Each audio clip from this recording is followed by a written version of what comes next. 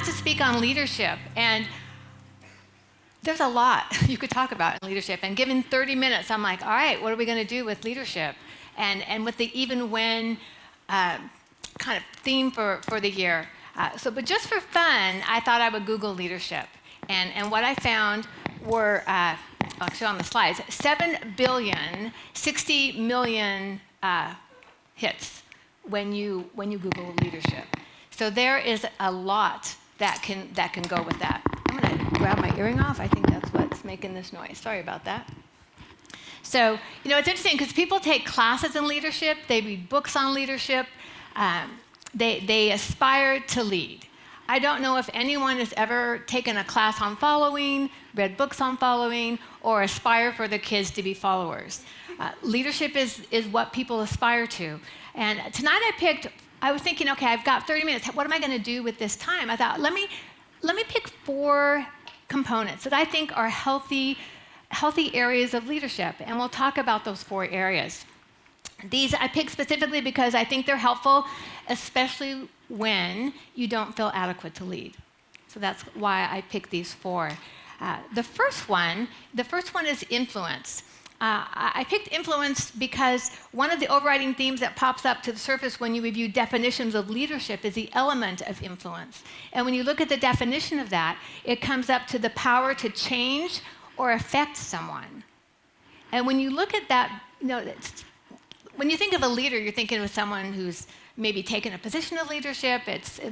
But when you look at this definition of leadership, everyone is in a leadership position because we are all in a position to change or to affect someone. We affect people every day with our attitudes, with our words, in how even a smile can affect someone and the influence we have on them. Your influence, whether you tend to do so or not, you influence every day throughout the day. It's interesting, when my kids were little, I never let them watch certain shows. Did your mom ever do that to you? Yeah, no, it's just, and so when I look at that, I never let them watch this show called Caillou. And the reason why, let me tell you the reason why. I don't know if you watched it or not, but I saw it once and I thought, this kid is the biggest whiner I have ever seen. Was he not a whiner? And so I thought, why would I want my kids to emulate or to watch someone who's a whiner? So they could not. In fact, we had this jar, a little side note. We had a jar that I decorated, and the outside of it said, you whine, you work. And inside, you can do this with your kids when you have kids. You put little notes in there of jobs they have to do and that they wouldn't like to do. So you whine, you work. But anyway, so that was one show. They watched Disney movies, but I never let them watch The Little Mermaid. Wow. I know, right? And you're probably thinking, what's with The Little Mermaid? But if you really think about the story of The Little Mermaid, she totally disobeys her dad, takes off, and everything works out okay. And I thought, why would I want that message to be embedded, to influence them? That's there. So you might be thinking, wow, I'm glad I wasn't her kid. But when you look at influence is really it's a form of encouragement if you think about it. Encouragement, the definition is a persuasion to do or continue something. But encouragement isn't always a positive thing. So I am sure you can think of examples where this type of encouragement has not been the most positive thing in your life or in those around you. The second piece that I thought was that is necessary for a healthy leadership is courage. And courage, when I Googled where leadership and courage were paired, that pops up like 901,000 times. And courage isn't, I don't know if that would have, if I had to, off the top of my head, come up with, hey, what are some things about leadership? I don't know if courage would have necessarily popped in my head as the top 3 or the top 10. Before 1980, Webster's dictionary defined courage as the heart, the seat of one's emotions and mind. One definition of take heart in the dictionary is to be courageous. So you can kind of see where those two come into play with one another. Psalm 31:24 says to be strong and take heart, all you who hope in the Lord. Some of the translations say take courage, but some take heart. Deuteronomy 31:6, be strong and take heart and have no fear of them, for it is the Lord your God who is going with you. Joshua 1:9, have I not given you your orders? Some say, have I not commanded you? But I kind of like the idea you're getting your orders. Take heart and be strong, have no fear, and do not be troubled, for the Lord your God is with you. Maybe courage is so often paired with leadership because we often don't feel equipped to be leaders. It can be vulnerable. You're putting yourself out there, but you might rather be home reading a good book. It takes courage to get out of your box, to get out of your comfort zone, and often it can be very inconvenient. I don't think anyone in leadership has found it to be necessarily convenient all the time, but God doesn't call us to convenience. Take heart, take courage, and be strong. It is the Lord your God who goes with you. You walk around with the power of the Holy Spirit within you. And how often do we second guess ourselves because we're looking at our own capabilities and not remembering who the Lord has gifted to us as we go through our day? The third element is that of self-awareness. Self-awareness is important. Otherwise, you lead with blind spots, and your leadership becomes unhealthy. You influence with blind spots, which makes you seem less effective, or even makes you less effective. How many of you have taken the Enneagram? I think most all. I just thought it was kind of interesting. My kids came home one day and they go, "Hey, Mom, you got to take this test." I go, "What test is this?" Because there's so many personality tests out there. And so I thought, all right, I'll take the test. And so are there any threes out there? Where are my threes? Yeah, you're my people. Yeah, I get you. I have to tell you, though, when I first read the descriptions of the threes, and you know how they each have the negatives, and I read the negatives, and I was really offended. I thought, wow, they're really bad. I mean, that's really bad. And at the very end of the thing I was reading, it said, if you're offended by any of the elements that are on here, that just confirms that this is you. I thought, of course. But it's interesting. But the thing, it's as questionable as that test may be in academic circles, if you talk to your psych professors, it did give me some insight. And where it gave me insight are some of my blind spots. And those are important to know. It helped me see areas that could be problems for me. And it made me evaluate some of my motives as I do things. Self-awareness, here's a definition for you. It's the ability to be mindful or conscious about what you do, how you do it, and why you do it. Important elements of self-awareness. But that in itself is not enough. It needs to be combined with emotional intelligence, which is the ability to recognize, understand, and manage your own emotions, and the capacity to recognize, understand, and empathize with others around you, the emotions of others. Parker Palmer said, he's a Quaker leader actually a Quaker author from years ago, said, a leader is a person who must take special responsibility for what's going on inside himself or herself, lest the act of leadership create more harm than good. So that self-awareness is an important piece to know who you are, to know how you're wired, to know where you trip up, to know what you need to watch for, and how to lead well.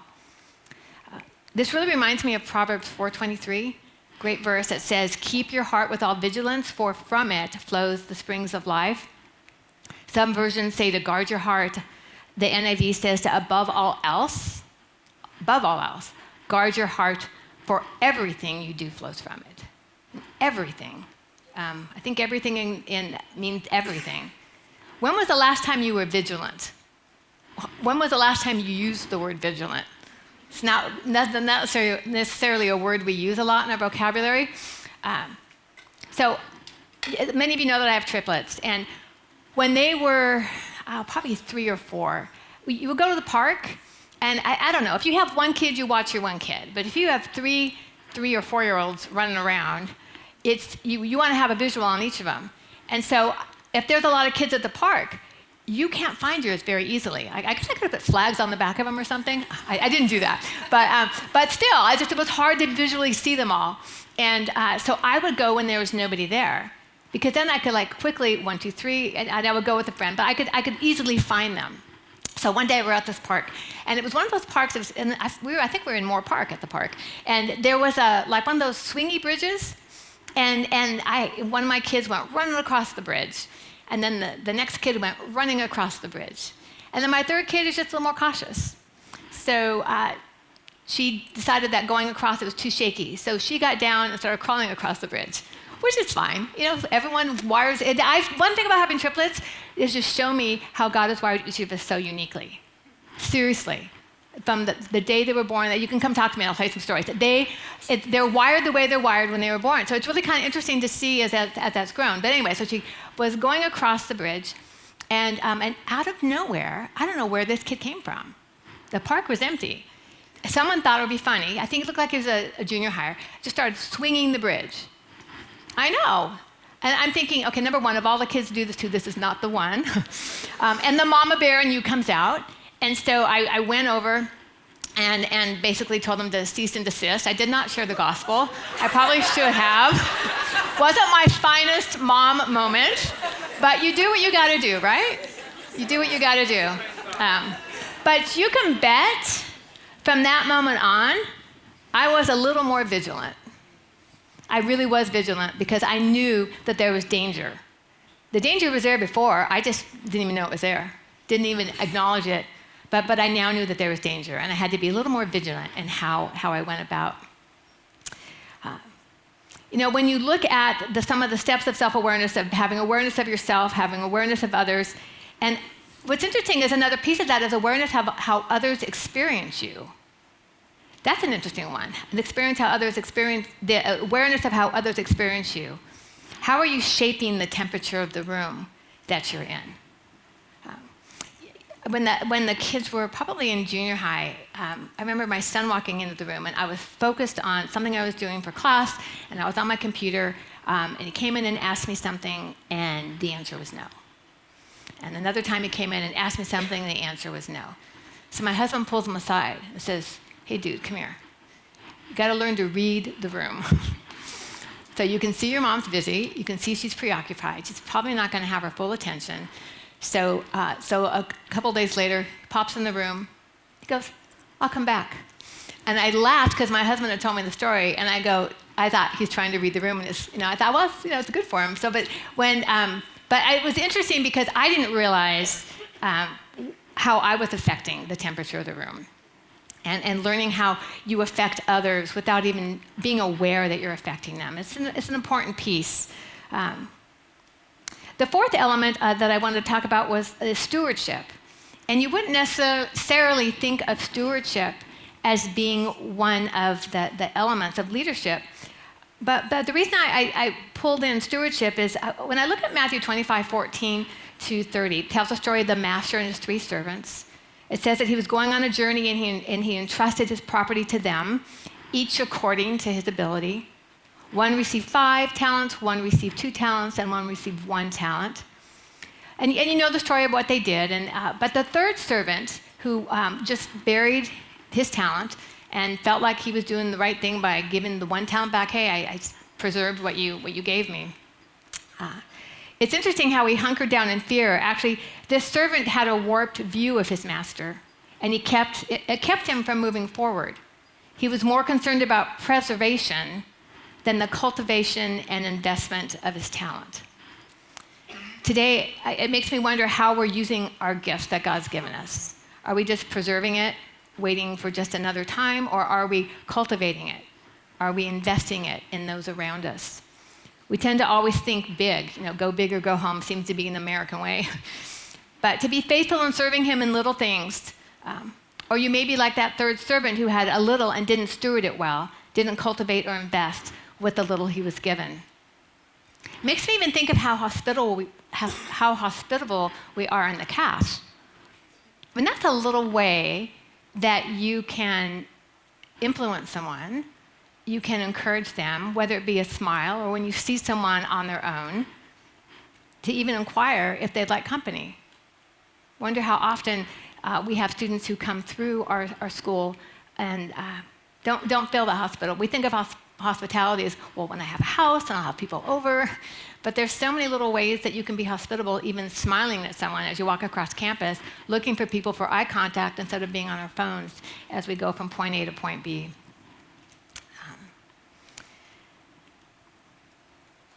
I wanted to say real quickly the story of Naaman.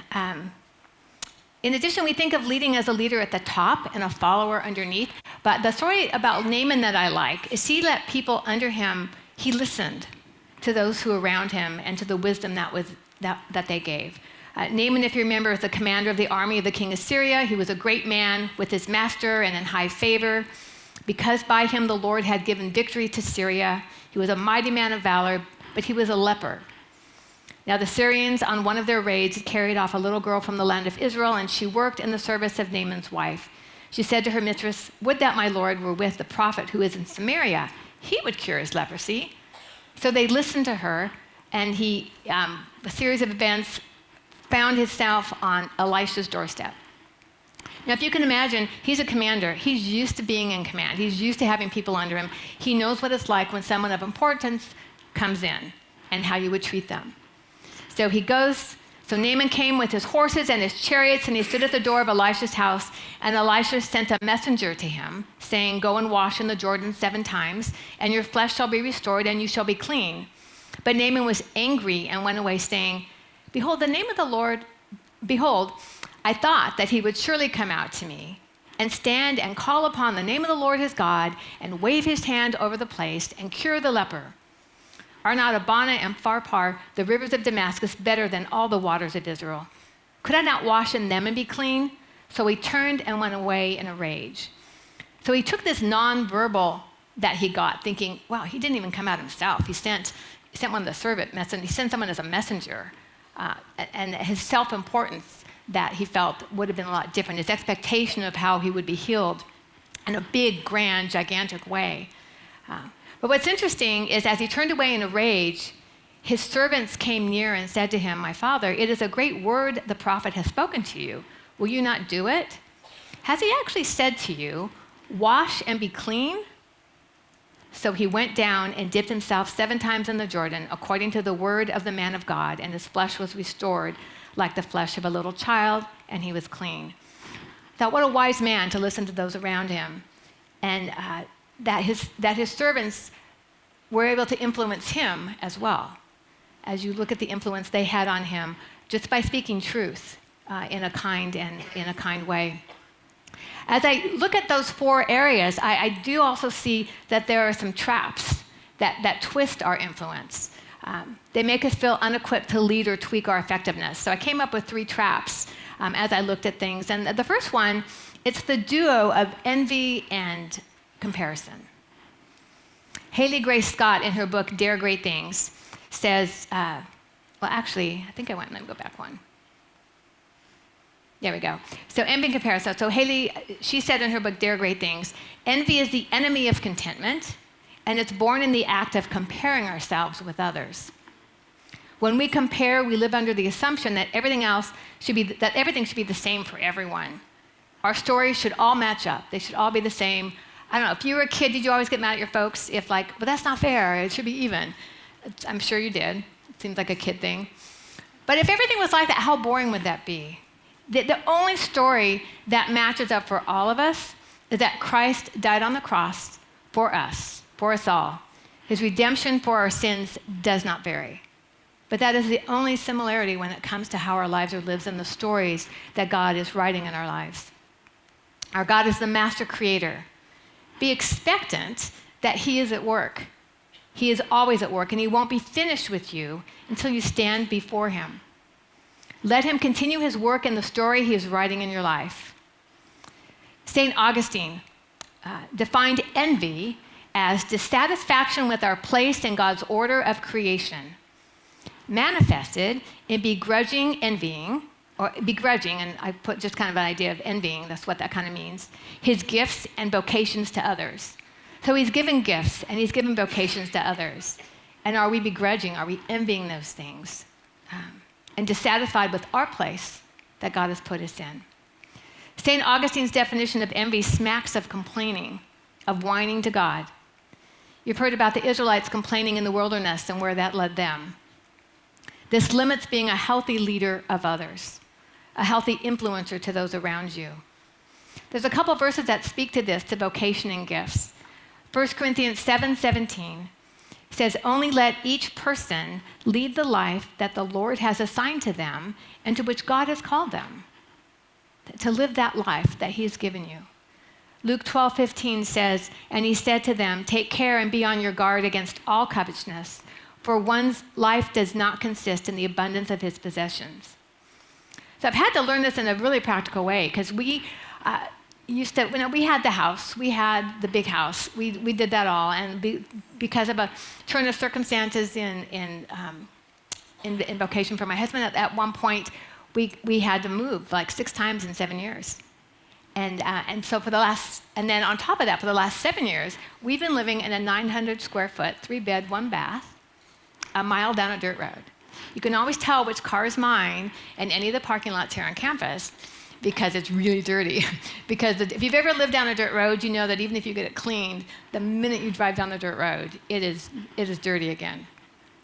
And it's interesting because when I look at the lessons that God has taught me in removing me from some of the possessions that we had, it has given me a whole new eyesight to things that he's had. And when I look back, it's like, yeah, things were there and things were nice, but that, you can't trade those lessons. And the thing is, God has opportunities for us in some of those changes, some of those things in our life that, wow, that quite wasn't my plan. It's not quite where I wanted to be at this point. And if it's like that, he's got some amazing gems for us in the midst of that. And I think, wow, what a shame to miss any of the beauty and the gems of truth and change of heart and mind that he has for you in the midst of that because you're discontent or because you're envying others or complaining in that way. Galatians 6:4-5 says, make a careful exploration of who you are and the work you have been given, and then sink yourself into that. Don't be impressed with yourself. And on that note, I say, remember, if you've got it, God gave it. Don't compare yourself with others. Each of you must take responsibility for doing the creative best you can with your own life. Comparison really is a waste of brain power, and that is not a good stewardship move with your brain. So third is the trap of a faulty perception. Feeling of inadequacy or feelings of perfectionism, which is more inward focused and fear-based as you look at that. So these are times when, there's this thing called imposter phenomenon. I'm not sure if you guys have heard of that or not, which is really an interesting phenomenon when you look at those times when you get to, I didn't pop up in here, my notes, but that's okay. So the imposter phenomenon, I'll have to go from my memory, it's when you don't feel like you belong. You feel like you're an imposter. That when are they going to find out? When will I be found out about that I shouldn't be here? I remember when I first started as a professor here, I would drive home going, oh, I'm going to be found out. It's really, I thought, because I came from the corporate world, I wasn't an academic, and I've learned the ways of academia as I've been here. But when I first got here and I'd sit in meetings and I'd hear people talk, I thought, I think I'm just going to sit here kind of quiet. I was afraid. And those are lies that Satan uses in our life to make us feel like we don't belong. But if God has placed you there, you're there. And that's where you belong. And Satan would want you to think that you don't belong. So that there's times when you need to get out of your comfort zone. And often those are the times when you do feel like an imposter. You think, I probably shouldn't be here. But if God's placed you there, he's going to equip you while you're there. See God show up in new ways. Even when you don't feel adequate, even when you may not feel equipped, God is God. And many people live as practical atheists, which I think is so sad, because in their heads they believe who God is, but in how they live and in how they operate, you'd never know. They'd never know. So many believers are not living well because their view of God is limited. If God is really God, he is faithful, always faithful. He's never not. If God is really God, he's love. He's always love. He's never, ever not. If God is really God, then he's good. He's always good. And those things are not exclusive. They're intertwined. You can't separate any of those from one another. So do we trust him regardless of whether things make sense to us or not? I think that God is pretty capable. And if he felt it was important for you to have clarity, he could make it really clear. So if something's not clear, you can trust that he has purpose in it not being clear. You can be expectant that he is at work in you because he is always at work.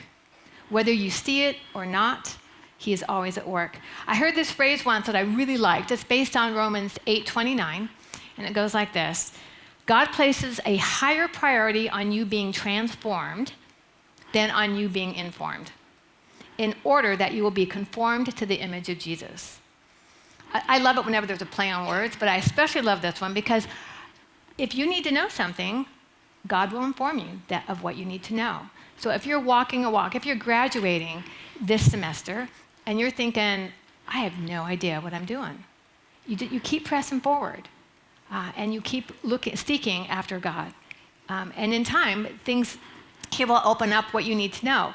But a lot of times, like I said, the transformation is what he is looking for so that you can be conformed to the image of his son as you rely on him, as you trust in him, even when you don't know what's next around the corner. I'm going to go on a couple here. So Ecclesiastes 7:8, I think is an interesting one. It says, better is the end of a thing than its beginning, and the patient in spirit is better than the proud in spirit. And when I first read this, I thought, you've got a continuum. You've got beginning, you've got end, you've got patience, you've got pride. Patience and pride? If I was putting a continuum, I might have said patience and patience. But I don't know if I would have actually thought of patience and pride, which makes me think then that's pride and impatience. Pride and impatience would be on the same side. And that just opened my eyes to just a new element. And the Lord showed that to me in a new way. So I told you we lived down a dirt road, and there's a lot of dirt. And so we planted some flowers, because I just needed some beauty, because there's just way too much dirt. And but I came home one day, and they were like gone, like down to the root. And these cute little bunnies, who I thought were so cute, were no longer cute. So I know. So I went to the nursery, and I said, hey, these bunnies are eating all my flowers. And the guy said, what do you have? And I said, well, I had pansies and I think petunias. He goes, oh, that's like cotton candy to bunnies. I'm going, well, good to know. So I got some other flowers, tried some other ones, and I finally found one that they didn't eat. And it was impatience. I know, but it didn't hit me just then. So like a week later, I'm driving up the driveway, and I see the flowers, and I'm happy because the bunnies haven't eaten them. And it was like a tap on my shoulder, a tap on my heart. It wasn't a physical tap, but you kind of know there's like this tap. And it was like, those are for you. Because I can be kind of impatient. And I thought, wow, what a visual reminder that God gave me of what I need to watch out for, one of my blind spots, and just in a visual way. God has given you today to use the gifts of influence. It doesn't magically start once you graduate or once you get married or once you get that perfect job. Be faithful with what's in front of you now, even if you don't feel adequate. God will provide you what you need. Proverbs 12:26 says, one who is righteous is a guide to his neighbor, but the way of the wicked leads them astray. So you have two people influencing here. You have the righteous who is guiding his neighbor, and you have the wicked who is leading astray. And the question would be, which one are you? Both are leading, both are influencing. Even throughout this semester, what kind of influencer are you? Are you one who's influencing your neighbor, guiding them in a righteous way? Or are you one who is influencing them astray from their faith? And then I wanted to end with just kind of come back to leadership. That's, again, it's not something that can easily be defined in a half hour, but that the idea of influence and some of those elements, I just think they're so important in how we walk. And we're not intentional. We don't think about it. We just kind of go about our day. So the Lord has you here at Biola for this time. And what kind of influence will you be? Haley Grace Scott suggests that we need to be the kind of people we ourselves would want to follow. God is God, and there is none like him. So just a reminder to step out of your comfort zone this semester as you look at things. That God's placed you in an area where you can have influence. Remember, you lead an influence every day. Take heart, be courageous, the Lord is with you, whether you feel it or not. Be self-aware so you aren't leading with blind spots. Know your blind spots. Steward what you've been given, and see how God shows up in new ways. Even when you feel unequipped to lead, God is with us, especially when we feel unequipped to lead. God is with us and works in ways way beyond what we could imagine. Discover who you're called to be at Biola University, a leading Christ-centered university in Los Angeles, with programs on campus and online. Subscribe for more of our videos and learn more at biola.edu.